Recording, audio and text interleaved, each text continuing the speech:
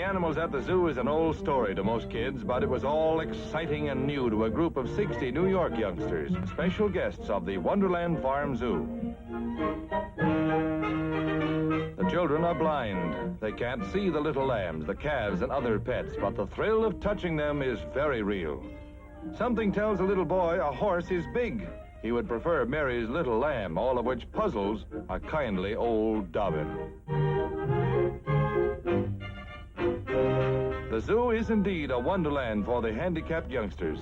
Through their hands and hearts, they meet inhabitants of a world they had heard about from books but never glimpsed until today.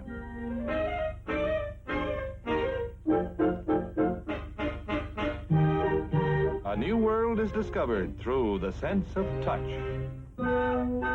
They're off and running at the Marco Polo restaurant in New York.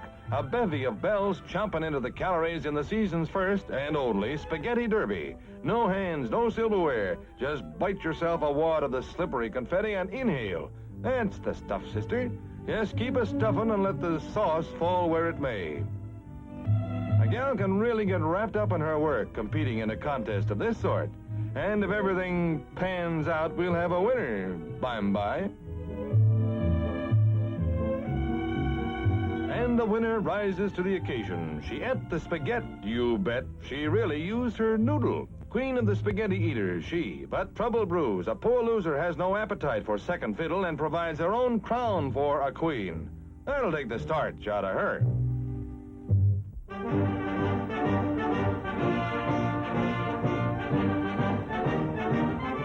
Back on home soil, never could there be so welcome a sight as the faces of those who greeted the first 29 returned prisoners of war at Travis Air Force Base, California. Some couldn't walk off the huge stratofreighter, but their stretchers had a new sense of security as they were whisked to waiting ambulances in friendly hands among friendly faces, and above all, the feel of American soil beneath them. Yes, they had come home, and it had been a long way, and they brought with them the cruel brands of war and imprisonment. Even as they arrived in San Francisco, arrangements were underway to take them to their hometowns. In New York, the arrival of a transport plane in one of the world's busiest airports brings out the press in force, as Juan Osorio Melendez of Puerto Rico is first of the repatriated prisoners to reach New York and the welcoming arms of his mother, his wife, and the welcome sight of the baby he'd never seen. This was reunion in New York for one who had lived many more than his 22 years.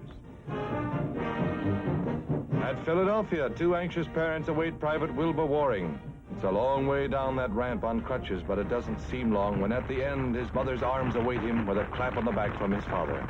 The long days and months of waiting and anxiety are over. Private Waring has come back to his own, forgotten of the lives torn asunder in the one great moment of reunion. He's home.